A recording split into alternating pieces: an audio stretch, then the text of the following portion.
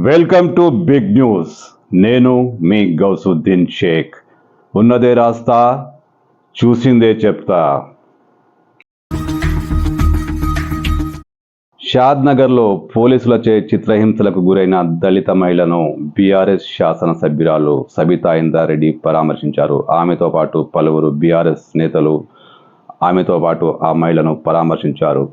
ఈ పరామర్శ కార్యక్రమం సందర్భంగా ఆమె ఆ బాధితురాలు పోలీసులు తమ పట్ల ఎంత దారుణంగా వ్యవహరించారో, ఎంత అనుచితంగా వ్యవహరించారో సబితారెడ్డికి సవివరంగా వెల్లడించారు.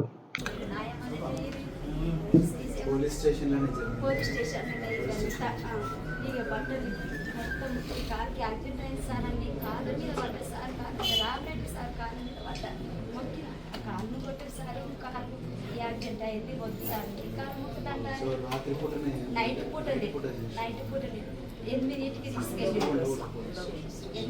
తీసుకెళ్ళి సార్ మీ కాలు మొక్కుతారా ఆల్రెడీ సార్ కాలు మొక్కుతా నేను తీయలే సార్ నువ్వు ఈ దెబ్బలకు నేను వేయలేను, నా దెబ్బలు నా పాలన తీయాలి, నేను ఈ దెబ్బలకు ఏగలేను, నేను ఈ దెబ్బ తినను సార్ అని చెప్పిన.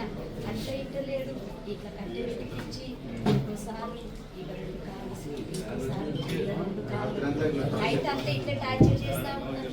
నేను ఏం చేస్తా సార్, నా తను మా బాబు గీటగా బయట నుంచి నా మగని అప్పటికే కొట్టి నా మగని బట్టలు ఇప్పి నాకేసి ఇట్లా నన్ను మళ్ళీ నన్ను ఇంత టార్చర్ ఇచ్చి నా మగడు అక్కడ బయట ఉన్నాడు, మా బాబు గీటగా బయట ఉన్నాడు, నాకు ఈకలు నేనే లేక కొట్టకండి సార్ నా భార్య నన్ను నా మగడు గీటగా చెప్పి నా బయటికి దొప్పేసి నా మగని చూడకంట అని, నా బాబు గీటగా బయటికి దొప్పేసి చూడకంట అని ఇక నన్ను ఇవన్నీ పేసి ఇల్లు కొట్టినాక ఇక నాకు శాంతగా సార్ కాదు అట్లా ఇట్లా అట్లా 12 అయ్యే సార్ ఒకసారి మీ కాదు ముట్టే మళ్ళీ ఇప్పేసినాక మళ్ళీ సార్ కొన్ని సన్ను 2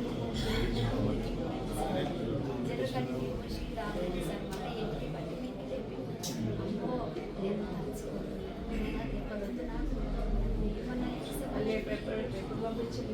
ఇంటికి 2 గంటల వరకు టార్చర్ పెట్టింది మేడం. 2 గంటలకు టార్చర్ 2 గంటల దగ్గర టార్చర్ పెట్టి ఏమైంది మళ్ళీ అవి తాళ్ళు ఇప్పేసినాక ఇప్పుడు కాళ్ళు నొప్పుంది ముందే ఒకసారి కాళ్ళు అని చెప్పినా కానీ దగ్గర లేకపోయినాక అలా ఏంటి ఎందుకు మీరు ఆ గ్యాప్ ఎందుకు ఇస్తారా నాకు ఏందో ఏమో నేనేం చెప్తున్నాను. ఈ కాలు అక్కడ తాకిట్టు, ఈ కాలు అక్కడ తాకిట్టు, మళ్ళీ తల ఇట్లా మధ్యలో పట్టుకున్నారు, చేతులు మళ్ళా కట్టేసినాక మళ్ళీ ఈ కాలు అక్కడ పెట్టినాక ఈ కాలు అక్కడ పెట్టినాక 6 నెలలు మనం ఏం చెప్పుకోవడం ఈ గోసలు నాకు అదే అనిపిస్తుంది. వద్దమ్మా మంగళవారం 2 గంటల వరకు అద్దె కొట్టాను. నాకు మత్తిగా పడిపోయిందంట అకౌంట్ ఇచ్చిన అట్లా ఏమి జెండు బాబు తెచ్చి నా కొడుకులకి జెండు బాబు పెట్టించిన